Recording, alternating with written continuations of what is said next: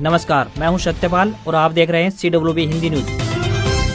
शक संवत 1948 विक्रम संवत 2083 आज वैशाख मास के शुक्ल पक्ष की द्वादशी तिथि और दिन मंगलवार है। तदनुसार अंग्रेजी तारीख 28 अप्रैल सन 2026। सबसे पहले आज की सुर्खियां। हरियाणा में भीषण गर्मी के बीच मौसम बदला, हिसार महेंद्रगढ़ में बारिश हुई तो हांसी में धूल भरी चली आंधी। आधुनिक तकनीक व उन्नत कृषि पद्धतियों को सीखेंगे हरियाणा के किसान, दूसरे राज्यों में एक्सपोजर टूर पर भेजेगी हरियाणा सरकार।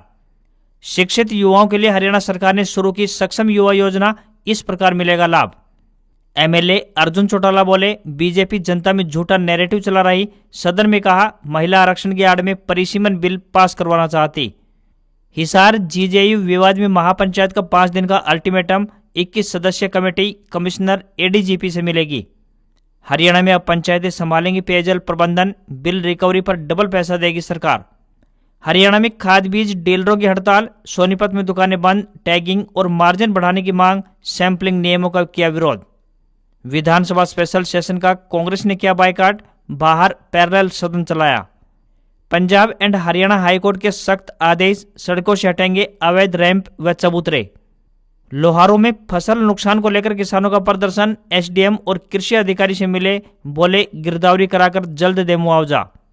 हरियाणा में ऑटो चालकों व ड्राइवरों के लिए बड़ी खुशखबरी, मुख्यमंत्री ने किया ये ऐलान। CBSE 12वीं का रिजल्ट घोषित होने की घड़ी आई नजदीक, इस बार OSM तकनीक से जांची गई आपकी कॉपियां, बताएंगे पूरी अपडेट। और राजस्थान में गर्मी के बीच बारिश, बीकानेर गंगानगर में ओले गिरे तो बिहार में गर्मी से 2 मौतें, देश के 7 शहरों में तापमान 46 डिग्री सेल्सियस के पार पहुंचा। और अब खबरें विस्तार से।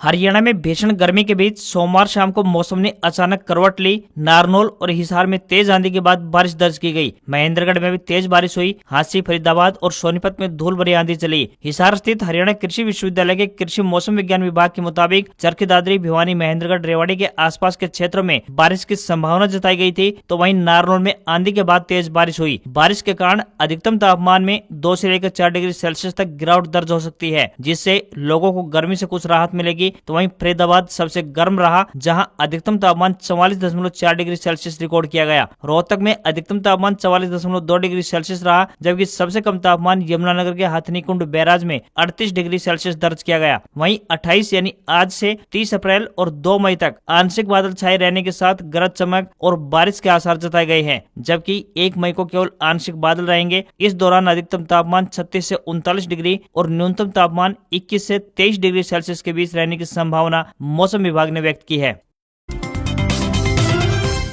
हिसार के गुरु जम्बेश्वर यूनिवर्सिटी यानी GJU में विवाद के बाद सोमवार को क्रांतिमान पार्क में जननायक जनता पार्टी यानी JJP की ओर से छात्र हित महापंचायत की गई। इस महापंचायत में फैसला लिया गया है कि 21 सदस्यीय कमेटी कमिश्नर और ADGP से मुलाकात कर अपनी बात रखेगी। साथ ही महापंचायत के द्वारा सरकार को 5 दिन का अल्टीमेटम दिया गया। महापंचायत में मांग की गई है कि यूनिवर्सिटी प्रशासन द्वारा सस्पेंड किए गए सभी छात्रों को तुरंत बहाल किया जाए। हिसार व कुरुक्षेत्र में छात्रों पर दर्ज मुकदमों को वापस लिया जाए। यूनिवर्सिटी परिसर में सभी छात्र संगठनों को अपने कार्यक्रम आयोजित करने की अनुमति देने की मांग की गई है। इसके अलावा प्रदेश में शिक्षा शुल्क को नियंत्रित करने के लिए फीस रेगुलेटरी बोर्ड के गठन, छात्रों के लिए एक्टिविटी सेंटर की स्थापना और मेस में मिलने वाले भोजन की गुणवत्ता की जांच कराने की भी मांग उठाई गई। वहीं पुलिस और छात्रों के बीच हुए विवाद की निष्पक्ष जांच के लिए SIT गठित करने की मांग भी रखी गई है।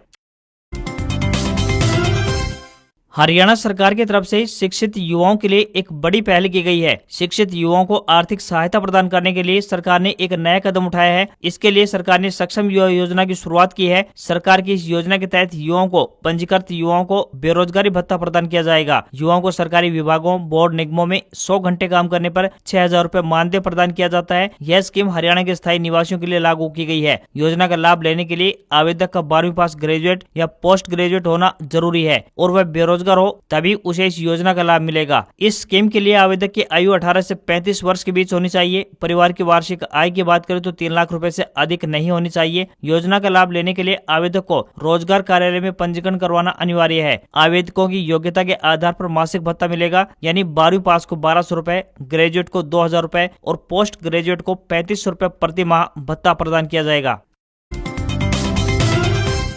हरियाणा की नायब शानी सरकार ने किसानों को आधुनिक तकनीक सीखने और उन्नत कृषि पद्धतियों को नजदीक से समझने का सुनहरा अवसर प्रदान किया है। इसके तहत किसानों को देश के विभिन्न राज्यों में एक्सपोजर टूर पर भेजा जाएगा ताकि वे खेती की नई तकनीकों और बाजार से जुड़ने के अवसरों को समझ सकें। अब कृषि एवं किसान कल्याण विभाग ने इस दिशा में प्रक्रिया शुरू कर दी है। विभाग की ओर से प्रस्ताव तैयार कर 15 मई तक सरकार के पास मंजूरी के लिए भेजा गया है। इस योजना के तहत 31 जुलाई तक प्रत्येक जिले से 30 किसानों को गुजरात, मध्य प्रदेश, महाराष्ट्र, तेलंगाना और राजस्थान जैसे राज्यों में भेजा जाएगा। इसके बाद 31 दिसंबर तक प्रत्येक जिले से 40 किसानों को, अगले साल 31 मार्च तक 30 किसानों को एक्सपोजर टूर पर भेजने का लक्ष्य तय किया गया है। इस पहल का उद्देश्य किसानों को नई तकनीकों, आधुनिक खेती के तरीकों और बेहतर विपणन व्यवस्था से जोड़कर उनकी आमदनी में इजाफा करना है। इस योजना के तहत यात्राओं में सरकार किसानों को यात्रा भत्ता, भोजन और ठहरने की निःशुल्क सुविधा प्रदान करती है या फिर उसके लिए सब्सिडी या प्रोत्साहन राशि देती है। इस कार्यक्रम में उन किसानों को प्राथमिकता दी जाती है जो नई तकनीकें सीखने और उन्हें अपने खेतों में अपनाने के लिए उत्सुक होते हैं या फिर जिन किसानों को प्रगतिशील किसान के अवार्ड मिल चुके होते हैं। हरियाणा में पानी बचाने की एक नई मुहिम को हरी झंडी दिखाई गई है। बता दें कि प्रदेश सरकार ने ग्रामीण जल संरक्षण अभियान के तहत सभी जिलों में पेयजल व्यवस्था को लेकर एक बड़ा प्रशासनिक बदलाव किया है। सभी जिलों में ग्राम पंचायतों को अब गांव में जल आपूर्ति, रख रखाव और बिल वसूली की पूरी जिम्मेदारी सौंपी गई है। इस नई नीति की सबसे खास बात यह है कि पंचायतें जल शुल्क के रूप में जितना राजस्व एकत्रित करेंगी, सरकार उतनी ही अतिरिक्त राशि यानी मैचिंग ग्रांट पंचायत के खाते में डालेगी। यानी पंचायत द्वारा वसूली गई राशि को सरकार दोगुना करके वापस देगी, जिसका उपयोग गांव में जल सुविधाओं के विस्तार पर किया जा सकेगा। इस योजना में ग्रामीण महिलाओं को आर्थिक रूप से जोड़ने के लिए स्वयं सहायता समूह की मदद ली जाएगी। पानी के बिलों की वसूली का काम इन समूहों की महिलाएं करेंगी। प्रोत्साहन के तौर पर वसूल किए गए कुल बिल का 10% हिस्सा सीधे इन महिलाओं के बैंक खातों में जमा किया जाएगा। इससे ग्रामीण महिलाओं के लिए रोजगार के अवसर भी पैदा होंगे। अब पंचायतों के पास पानी के नए कनेक्शन देने, अवैध कनेक्शनों पर कार्रवाई करने, मीटरिंग सुनिश्चित करने और शिकायतों के ऑनलाइन समाधान की शक्तियां होंगी। पंचायतें विश्वास पोर्टल के माध्यम से नए कनेक्शन और सीवर संबंधी कार्यों का प्रबंधन करेंगी। उपभोक्ताओं को SMS के जरिए बिल भेजने की सूचना देना और डिजिटल भुगतान की निगरानी करना भी पंचायतों के जिम्मे होगा। योजना का मुख्य लक्ष्य प्रत्येक ग्रामीण को प्रतिदिन 55 लीटर स्वच्छ पेयजल उपलब्ध करवाना है। नेशनल टेस्टिंग एजेंसी यानी NTA की तरफ से national eligibility cum entrance test यानी नीट का आयोजन किया जा रहा है। यह परीक्षा 3 मई को विभिन्न परीक्षा केंद्रों पर आयोजित की जाएगी। परीक्षा का आयोजन दोपहर 2 बजे से शाम 5 बजे तक होगा, जिसमें 22 लाख से अधिक उम्मीदवार शामिल होंगे। NTA की तरफ से परीक्षा के एडमिट कार्ड जारी किए गए हैं। सभी परीक्षार्थी आधिकारिक वेबसाइट neet.nta.nic.in के माध्यम से अपना एडमिट कार्ड डाउनलोड कर पाएंगे। परीक्षा का आयोजन ऑफलाइन मोड यानी पेपर और पेन से होगा। ऐसे में अपने एडमिट कार्ड में एग्जाम सेंटर का एड्रेस और रिपोर्टिंग टाइम की डिटेल ध्यान से पढ़ें। उसी के अनुसार परीक्षा केंद्र पर पहुंचने की तैयारी करें। परीक्षा हॉल के लिए 11 बजे से एंट्री की शुरुआत होगी और 1:30 बजे तक आप एंट्री कर पाएंगे। सेंटर पर किसी भी प्रकार के electronic gadgets, wallet, handbag, belt, अंगूठी, झुमके, कंगन आदि लाने की परमिशन नहीं होगी। हरियाणा सरकार की ओर से नारी शक्ति वंदन अधिनियम पर निंदा प्रस्ताव के लिए सोमवार को बुलाए गए विशेष सत्र पर कांग्रेस ने बायकॉट किया। कांग्रेस विधायकों ने सदन के बाहर समानांतर सदन चलाया। इसमें नेता प्रतिपक्ष भूपेंद्र सिंह हुड्डा ने कहा कि जहां तक महिला बिल का सवाल है वह तो पास हो ही गया था, मगर नियत का सवाल है। इनकी नियत नहीं है महिलाओं को आरक्षण देने की। नियत होती तो इसको डिले न करते। उधर सदन के बाहर विपक्ष की पैरेलल चल रही कार्रवाई पर सीएम नायब सिंह सैनी ने तंज कसते हुए कहा कि जिनके टायर पंचर हो जाते हैं वो अक्सर पार्किंग में ही मिलते हैं। जनता ने इन्हें बहस के लिए भेजा था, यहाँ वे पार्किंग में खड़े होकर परछाइयों से लड़ रहे हैं। इसके बाद कांग्रेस के खिलाफ सर्वसम्मति से निंदा प्रस्ताव पारित हुआ। विपक्ष की तरफ से इनेलो विधायक आदित्य चौटाला और अर्जुन चौटाला सदन में शामिल रहे। वहीं हरियाणा क्लरिकल सर्विसेज यानी भर्ती और सेवा की शर्तें विधेयक 2026 पेश किया गया। सीएम ने सदन में इसका प्रस्ताव रखा। इस विधेयक के तहत क्लर्क के पद पर प्रमोशन का कोटा 20% से बढ़ाकर 30% किया गया। यह 5 वर्ष से अधिक की सेवा पूरी कर चुके कर्मचारियों को लाभान्वित करेगा। सीबीएसई बोर्ड की कक्षा 12वीं की वार्षिक परीक्षा परिणाम का इंतजार कर रहे स्टूडेंट्स के लिए एक अच्छी खबर है। बताया जा रहा है कि इस महीने के आखिर या फिर अगले महीने के पहले सप्ताह में परीक्षा परिणाम घोषित कर दिया जाएगा। वहीं रिजल्ट घोषित होने की घड़ी नजदीक आते ही छात्र और अभिभावक यह जानने को उत्सुक हैं कि इस बार उत्तर पुस्तिकाओं का मूल्यांकन कैसे हुआ है और नंबर किस आधार पर दिए गए हैं। बोर्ड द्वारा इस साल ऑन स्क्रीन मार्किंग यानी OSM सिस्टम को पूरी तरह से लागू किया गया है। इसका मतलब है कि अब टीचरों ने लाल पेन लेकर कागजों पर नंबर नहीं चढ़ाए लगाए हैं, बल्कि कंप्यूटर स्क्रीन पर आपकी उत्तर पुस्तिकाओं को डिजिटल तरीके से जांचा है। इस तरीके से मूल्यांकन पर रिजल्ट 100% सटीक बैठता है और मानवीय चूक की गुंजाइश लगभग खत्म हो जाती है। परीक्षा समाप्त होने के बाद सभी उत्तर पुस्तिकाओं को स्कैन करके एक एनक्रिप्टेड यानी पूरी तरह से सुरक्षित डिजिटल सर्वर पर अपलोड कर दिया गया। इसके बाद शिक्षकों ने अपनी लॉगिन आईडी का इस्तेमाल करके अपने ही स्कूलों में बैठकर इन उत्तर पुस्तिकाओं का मूल्यांकन किया है। इसका सबसे बड़ा फायदा समय की बचत के रूप में सामने आया है। बोर्ड ने कहा है कि स्टूडेंट्स को घबराने की जरूरत नहीं है, क्योंकि केवल उत्तर पुस्तिकाओं को जांच करने के तरीके में बदलाव हुआ है। नंबर देने के नियम और विषयों का वेटेज पहले जैसा ही है। स्टूडेंट्स अपना रिजल्ट सीबीएसई की आधिकारिक वेबसाइट पर चेक कर सकेंगे। भारतीय मजदूर संघ द्वारा ऑटो चालकों एवं ड्राइवरों के लिए श्रम कल्याण बोर्ड के गठन की मांग कर घोषणा करते हुए हरियाणा के मुख्यमंत्री नायब सिंह सैनी ने कहा कि प्रदेश सरकार संगठित श्रमिकों के सामाजिक एवं आर्थिक विकास के लिए राज्य सामाजिक सुरक्षा बोर्ड का गठन करेगी, जिसके माध्यम से ऑटो चालकों और ड्राइवरों को भी सामाजिक सुरक्षा का लाभ प्रदान किया जाएगा। उन्होंने बताया कि सरकार द्वारा सेवा सुरक्षा नियम लागू करने की घोषणा पहले ही की जा चुकी है, जिसके तहत कर्मचारियों को नियुक्ति पत्र जारी करने की प्रक्रिया वर्तमान में चल रही है। 15 जून तक इस प्रक्रिया को पूरा करते हुए सभी पात्र कर्मचारियों को नियुक्ति पत्र प्रदान किए जाएंगे। सीएम ने कहा कि हरियाणा देश का पहला ऐसा राज्य है जिसने कोड ऑन वेजेस के प्रावधानों के तहत न्यूनतम बेसिक वेतन में 35% की रिकॉर्ड बढ़ोतरी कर श्रमिकों को बड़ी राहत पहुंचाने का काम किया है। आज न्यूनतम वेतन बढ़कर 19,425 रुपए हो चुका है। उन्होंने कहा कि श्रमिकों और उनके परिवारों के स्वास्थ्य, शिक्षा और आवास सहित हर जरूरत का ख्याल रखना सरकार की सबसे बड़ी जिम्मेदारी है। किसी भी राज्य के उत्थान में श्रमिकों की मेहनत महत्वपूर्ण भूमिका अदा करती है। नगर निगम सीमा हिसार में घर के सामने सड़क पर रैंप बनाकर या गार्डनिंग करके किए गए स्थायी अतिक्रमण पर अब कार्रवाई होगी। अब सेक्टरों और कॉलोनियों की सड़कों पर किए गए अतिक्रमण व अवैध कब्जों को हटवाया जाएगा। पंजाब एंड हरियाणा हाईकोर्ट की सख्ती के बाद अतिरिक्त मुख्य सचिव अनुराग अग्रवाल ने इस संबंध में CAHSVP, निदेशक शहरी स्थानीय निकाय विभाग हरियाणा और टाउन एंड कंट्री प्लानिंग विभाग के मुख्यालयों में मौजूद आला अधिकारियों को आदेश जारी कर दिए हैं। नगर निगम व HSVP के अंतर्गत हिसार शहर में करीब 17 सेक्टर व 100 से अधिक कॉलोनियां हैं। इसमें तकरीबन 40,000 से ज्यादा प्रॉपर्टी हैं। सेक्टरों सहित काफी कॉलोनियों में लोगों ने बागवानी, चबूतरे, रैंप बनाकर स्थायी कब्जे किए हुए हैं, जिससे लोगों और वाहनों की आवाजाही में मुश्किल का सामना करना पड़ रहा है। लोगों को हो रही परेशानी को देखते हुए हाईकोर्ट ने सख्ती दिखाई है। खेल के मैदान से हरियाणा के लिए एक और गौरवमयी खबर सामने आ रही है। बता दें कि चरखी दादरी जिले के गांव इमलोटा निवासी पहलवान सुजीत कलकल ने एक और बड़ी उपलब्धि हासिल कर हरियाणा का नाम देश ही नहीं बल्कि पूरे विश्व में रोशन कर दिया है। दुनिया भर में हरियाणा के लाल सुजीत कलकल की पहचान कुश्ती किंग के रूप में की गई है। नेशनल और इंटरनेशनल स्तर पर आयोजित हो रही कुश्ती प्रतियोगिताओं में लगातार अच्छा प्रदर्शन कर पदक जीतते हुए सुजीत कलकल ने यूनाइटेड वर्ल्ड रेसलिंग में शानदार छलांग लगाई है। अपने इस बेहतरीन प्रदर्शन की बदौलत वो दुनिया की नंबर 1 पहलवान बन गए हैं। उनकी इस उपलब्धि पर खेल प्रेमियों ने दादरी जिले सहित हरियाणा और भारत देश के लिए गौरव का क्षण बताया है। बता दें कि 65 किलोग्राम भार वर्ग में देश का प्रतिनिधित्व करते हुए सुजीत कलकल ने दुनिया भर के बड़े नामी पहलवानों को कुश्ती अखाड़े में चित करते हुए अंडर 23 वर्ल्ड चैंपियनशिप सहित कई अन्य बड़ी प्रतियोगिताओं में गोल्ड मेडल हासिल किए हैं। इस शानदार प्रदर्शन की बदौलत उन्होंने दुनिया के नंबर 1 पहलवान होने का खिताब अपने नाम हासिल किया है।